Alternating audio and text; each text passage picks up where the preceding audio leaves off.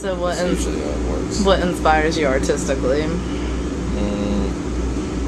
Not hard rock music. I mean, that's like the last thing. I mean, with me, it's all lyric writing, and writing about my issues. So, I mean, I've become, I kind of wear my heart on my sleeve. I write about stuff that has to do with me, and I'm not in the minority. Everybody's got their issues and stuff, so that's why I usually just pull it from real life stuff.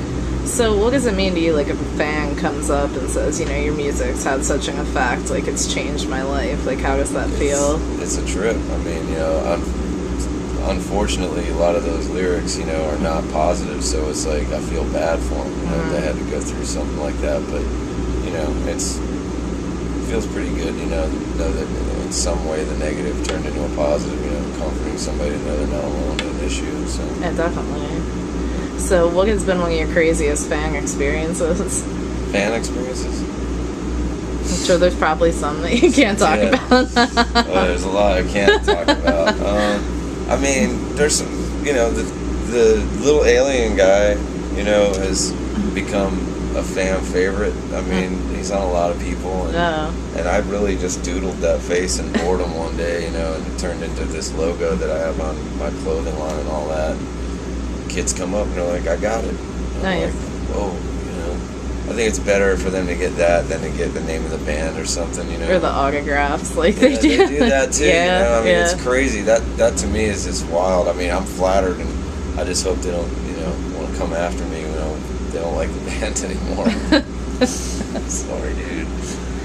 So how does it feel to be an influence on younger musicians? Do you have any advice that you share, or an important lesson that you might have learned? I mean, my whole thing, somebody asked where I got, my style from and all that, and my style came from not really listening or copying anybody, I went to school and didn't learn anything. I did drugs and partied and didn't go to class, and I just learned how to play drums by playing with bands, and I was horrible at it, and I just learned by being my own man, and, you'd listen, obviously I'd listen to music, but I couldn't play that stuff. I was never in a cover band.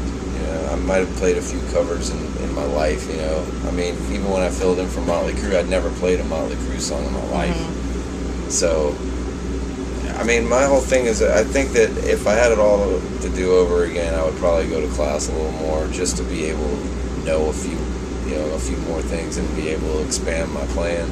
But I would never try to be in a cover band or anything. Yeah. I never thought that was the way to go for me. And as far as bands go, just get in a band with people that you like, I think originality is so important to and get along, I mean, with us we had to get along.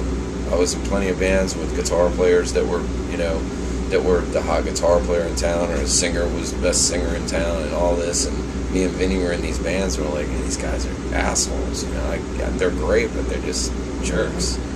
So I got to the point where would rather be in a band full of friends that were learning how to be great than be in a band full of great players that were bad people. That makes sense. Because then you got to live in one of these things for 13 years. If you don't like them, it ain't going to work out. So how do you pass the time on the road? Movies, sleep. Some guys, get into working out a lot. Not me. I do that at the house. So, what is the first album you remember purchasing that left a lasting impression on you? Probably Shout at the Devil.